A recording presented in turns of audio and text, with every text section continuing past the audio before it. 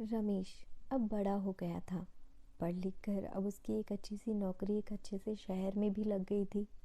कुछ दिनों के बाद उसके माँ बाप ने उसकी शादी एक सुंदर और सुशील लड़की से करा दी, जो कि वह भी नौकरी करती थी। अब रमेश और पत्नी दोनों जॉब करते हुए एक साथ एक ही शहर में बस गए। कुछ दिनों के बाद रमेश के पिताजी भी अब इस दुनिया को छोड़कर चले गए, जिसके बाद उनकी माँ एकदम अकेली सी हो गई थी। जिसके बाद कुछ दिनों के बाद रमेश अपनी माँ को अपने साथ रहने के लिए शहर ले आया। शहर में आकर रमेश की माँ खुद को एकदम अकेला पाती थी।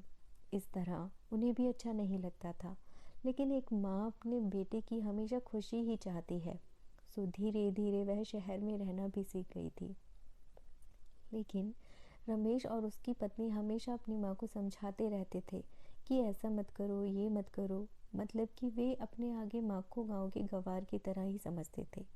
लेकिन माँ का दिल तो हमेशा से अपने बच्चों के लिए बड़ा ही होता है। सो वे सभी बातें चुपचाप सुनकर हाँ में हाँ मिलाती रहती थी। एक दिन की बात है। सुबह रमेश की पत्नी को ऑफिस जल्दी जाना था। सो वह सब कुछ जल्दी से तैयार करके रमेश का खाना पैक करके ऑफिस चली गई। फिर इसके बाद रमेश भी जल्दी जल्दी तैयार होकर ऑफिस निकल गया था।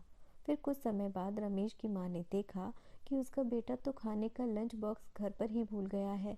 तो माँ ने बिना देर करते हुए फटाफट ऑफिस पहुंच गई और पास में एक कुर्सी पर बैठ गई, क्योंकि कंपनी में बाहर के व्यक्तियों को अंदर जाने के लिए मना था।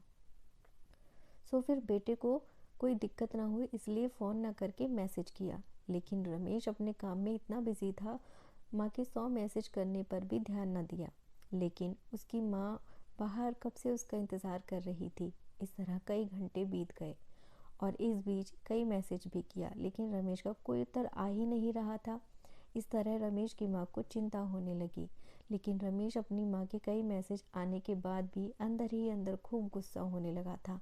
आज तो उसने तय कर लिया था कि आज घर जाकर माँ को खूब अच्छे से समझा देगा कि यह उनका गांव नहीं जो कुछ भी मनमानी करती रहेगी।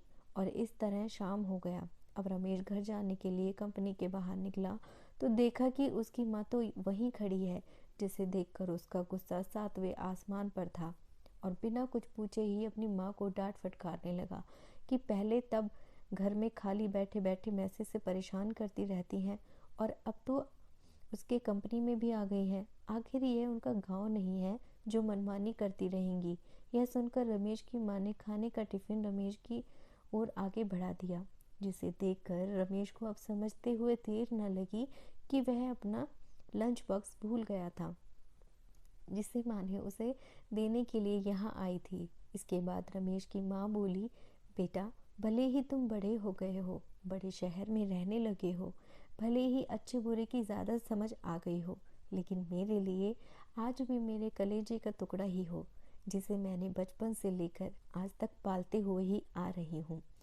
रमेश को अब आंखें खुली की खुली रह गई कि आखिर उसकी माँ उसकी परवाह करते हुए खाना लेकर आई थी, जिसे वह बिना सोचे समझे अपनी माँ को डांटे ही जा रहा था। अब वह अपने किए हुए पर बहुत पछता रहा था, जिसे देखकर माँ ने उसे एक बार फिर से अपने गले से लगा लिया। और इस तरह रमेश आगे से खुद को माँ के लिए बदल लिया। अब उनकी पहले से ज़्यादा अच्छे से देखभाल करने लगा था, जिसके माँ को जिसके बाद माँ को शहर भी अच्छा लगने लगा, क्योंकि अब उसका बेटा फिर उसे मिल गया था। इस कहानी से यही शिक्षा मिलती है कि एक तरफ जब हम पढ़ लिख कर खुद को ज़्यादा ही समझदार लगने लगते हैं, जिससे जाने अनजाने में माता पिता की बातों को गलत साबित करने में लग जाते हैं, लेकिन हम सभी ये भूल जाते हैं जिस माँ बाप ने अपने बच्चों को खुशियों के लिए अपनी खुशियों तक का त्याग कर दिया हो, वो भला माँ बाप अपने बच्चों का कैसे बुरा कर सकते हैं।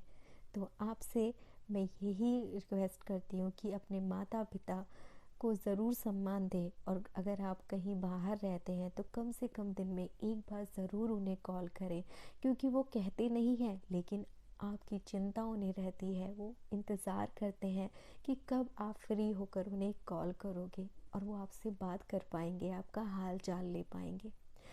तो प्लीज़ एक कॉल अपने घर ज़रूर करें अपने परिवार में। आशा करती हूँ आपको ये कहानी पसंद आई होगी। कहानी पसंद आई है तो प्लीज़ वीडियो लाइक कर दीजिए, चैनल को सब्सक्राइब कर लीजिए। धन्यवाद।